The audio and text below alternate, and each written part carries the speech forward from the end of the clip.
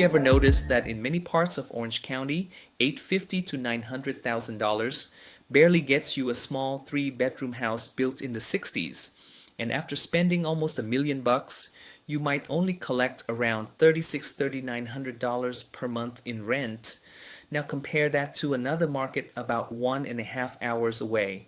What if that same rental income could potentially come from a newer four-bed home built in the 90s, nearly double the living space for around $550,000 to $600,000?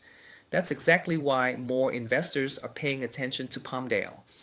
In today's video, we'll discuss how Palmdale compares to OC, who actually live there, what drives the local economy, why rental demand has remained surprisingly strong, potential opportunities and risks investors should understand, and what types of properties I would personally look at if I were building a rental portfolio. I am Malvin Minlay, a real estate agent with eXp Realty. Welcome to Market Insights and Real Estate Solutions. Before we begin, a quick disclaimer. This video is for general informational and educational purposes only. It is not financial, tax, legal, or investment advice. Every investor's situation is different. Please consult appropriate professionals before making investment decisions. With that out of the way, let's jump in. Why investors are even looking beyond OC. For many SoCal investors, OC is home it's familiar desirable, and historically an excellent place to own real estate. But there's a challenge: affordability. Let's look at a simple example. Today, roughly speaking, a budget of $850,000 to $900,000 in many OC neighborhoods may buy a three-bedroom home, approximately 1,000 to 1,300 square feet, built during the 50s or 60s, and depending on location and condition, rental income may fall somewhere around $3,600 to $3,900 per month. Now compare that with Palmdale. For roughly $550,000 to $600,000, investors can often find four-bedroom homes, approximately 1,800 to 2,400 square feet, built in the 90s or newer, similar rental income range of roughly $3,600 to $3,900 per month. Notice what we're comparing here. I'm not saying Palmdale is better than OC. They're completely different markets. What I'm saying is that many investors start looking at Palmdale because they notice a very different relationship between purchase price and rental income. In other words, less money invested, potentially similar rental revenue. That immediately gets people's attention. When investors talk about Palmdale, they're usually referring to neighborhoods with newer housing stock, larger homes, more owner occupancy, higher household incomes, better access to shopping and amenities. Compared to older SoCal housing stock, these properties often require fewer immediate improvements. A 30-year-old home and a 60-year-old home require significantly different maintenance budgets. A modern floor plan requires less upgrade, if any. These are practical considerations that affect long-term performance. Let's talk demographics. Rental demand ultimately comes from people. Palmdale is generally more affluent than many people assume. Average household income is roughly $81,000 to $82,000. In West Palmdale specifically, it is over $120,000. Median age is about 33 years old. What does that tell us? Generally speaking, these aren't primarily college students or short-term renters. Many households are families. In fact, more than 1/4 of the population is under 18 years old.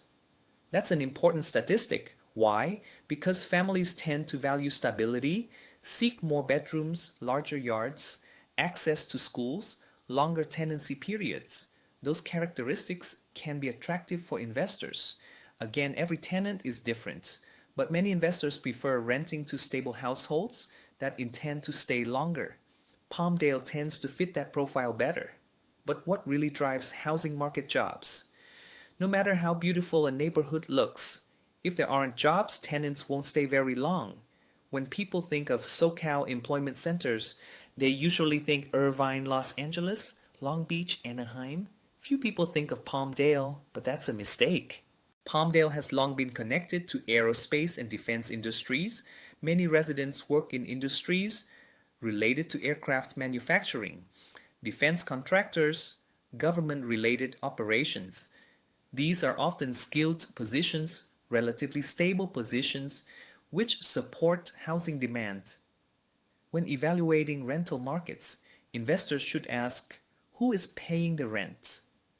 In Palmdale, a meaningful portion of that answer involves aerospace, defense, and advanced manufacturing employment. Another reason investors are increasingly paying attention to the Antelope Valley is because of what's happening on the economic development side. Several major projects have been announced or approved.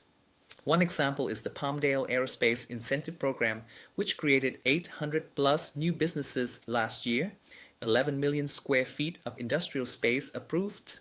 Industrial projects create jobs, jobs create housing demand supports rental demand, not always immediate. But over time, economic growth often translates into stronger housing demand.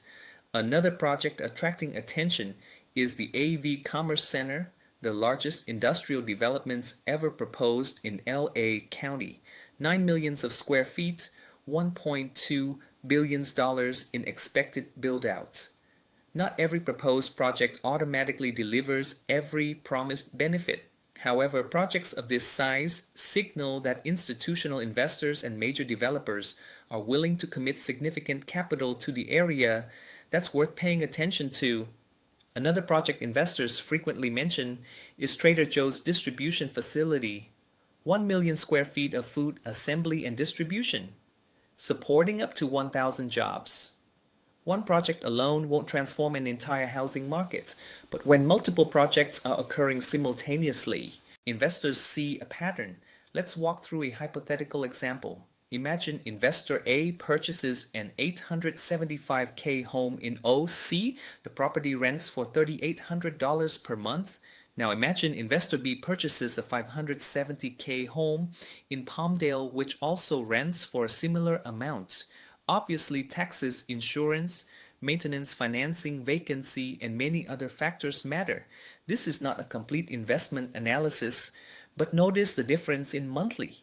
Assuming both get a mortgage, investor B would pay probably $1,000 to $2,000 less per month.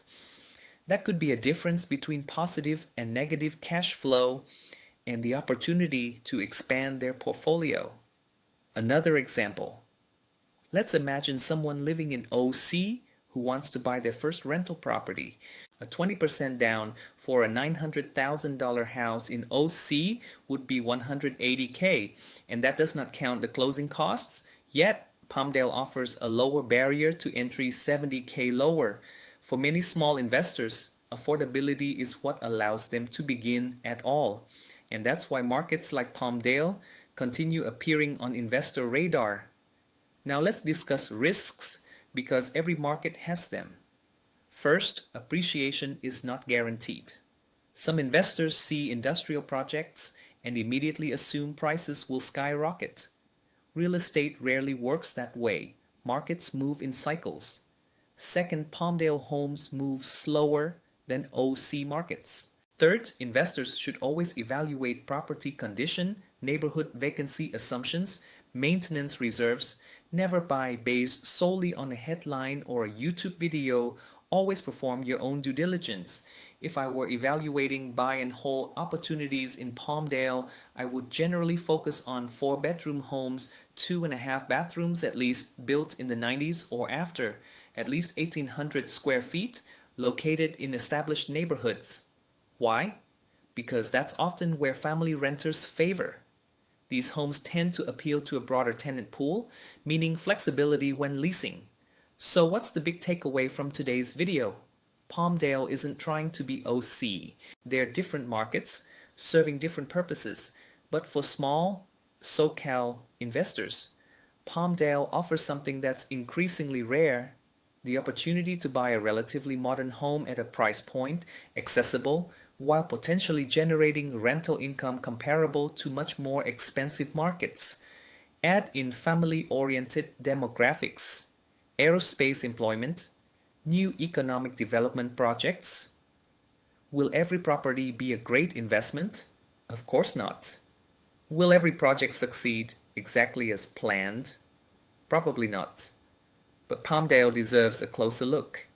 If you're considering investing in Palmdale and would like actual rental comps, current listings and cash flow estimates on specific properties, I'd be happy to help. I regularly track the Palmdale market and can provide sales data and active listings. No obligation, just reach out and have a quick chat about your investment goals and whether Palmdale might fit your strategy. Thanks for watching. I'll see you in the next video.